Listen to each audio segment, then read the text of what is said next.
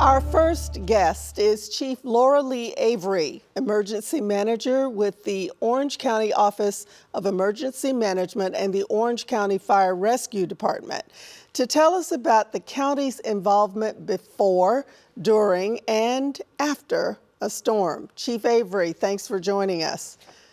Good morning. Thank you for having me. We're really pleased you're here because we know you have been busy. So thank you. Let's just start with the basics. What exactly does your office do?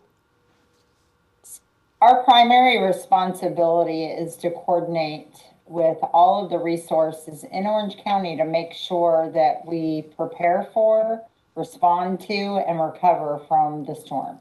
That sounds like a gigantic undertaking, almost trying to put a puzzle together to make sure all the pieces fit.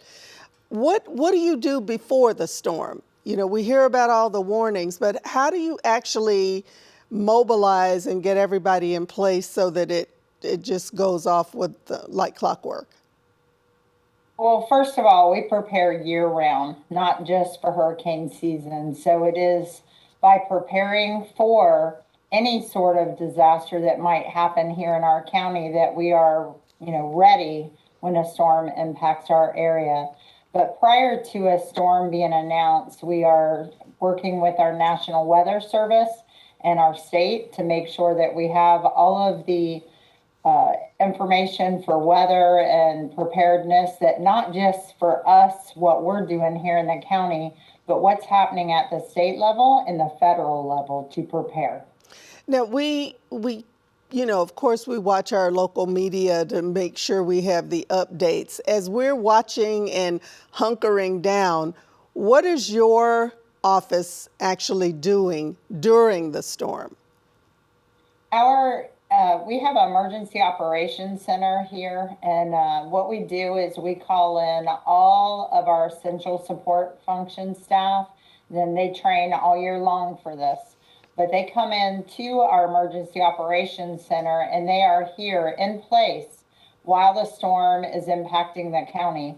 And they're still here today. We're still coordinating and making sure that, our 200 partners, whether it's a power issue or a flooding issue that Public Works is handling, traffic signals, so sheltering. So there's a lot of coordination that happens here at this facility in our emergency operations center to make sure that people are here together, can coordinate quickly, and get the resources out to our community that is needed.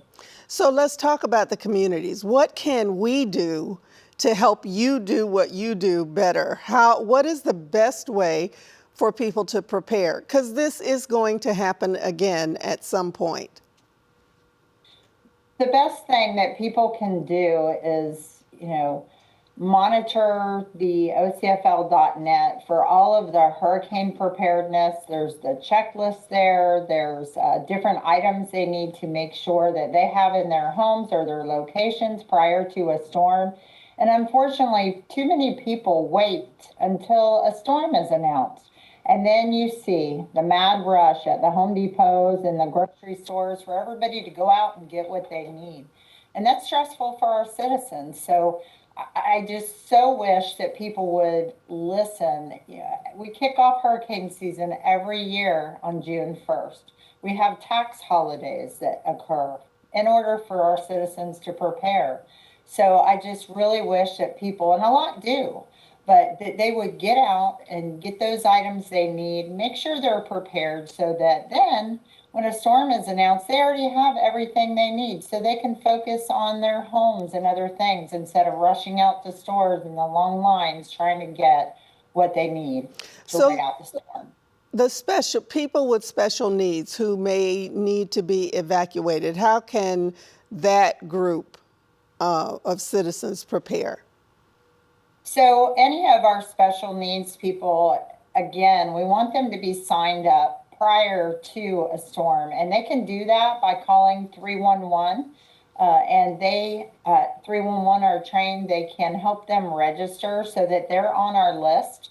When we have a storm that is going to impact Orange County, We do a lot of things. So we actually, our health services actually reaches out to every single person on our list to see, are they staying at home? Do they need evacuation? Do they need any support? And then in addition to that, fire rescue goes out into communities and makes sure that anybody that needs assistance with transport gets transported to a shelter. So So- there's a lot of, go ahead. What documentation do people need when they evacuate, or even if you're not evacuating? Because usually in a situation like that, you know, the adrenaline rush is going and people are trying to save themselves and their pets and may forget to take documentation. So what documents do you suggest people have ready to go? That is part of our hurricane preparation that we always announce prior to the storm, but it is insurance documents. If they own their home, making sure they have that, their social security card, any kind of Florida ID that they have. And the easy way to put all that together in a Ziploc bag and put it in the freezer. And then if they know they have to evacuate quickly, they grab that and go. Okay, and let's talk about the aftermath, the most dangerous situations that you encounter after the storm. Absolutely. So unfortunately, we see a lot of deaths after the storm. Fortunately, Orange County has not had any deaths after this storm as of yet. But unfortunately, there's down power lines, there's flooding. We have people driving through floods that have had to been rescued. And then there's some people that were encouraged to evacuate that we had to go and do rescues. As you know, National Guard was here to help us with that as well. And that puts the first responders in danger too. So people should pay attention to those warnings. This is not, you don't fool with Mother Nature. These storms are ferocious. So we want to thank you for everything that you do. And once again, can you remind us where we can go to get information to prepare, to get registered if you have special needs, and what you need to do before the storm is upon us? We have the ocfl.net, Ian, right now available that has all the information that we're pushing out to our communities. So that is the best way right now to get any updated alerts or information. But for special needs, the best thing is for them to call 311 and get that help to get registered. And it's not too late. They can do that today. Because hurricane season is coming every year, June 1st to November 30th. And some years we get lucky, and then some years we get a storm like Ian, which is hopefully only once in a lifetime event. But this is Florida, and life on a peninsula can get dicey.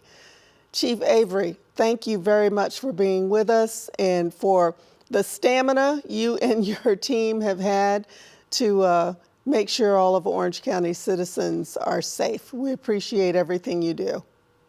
Thank you.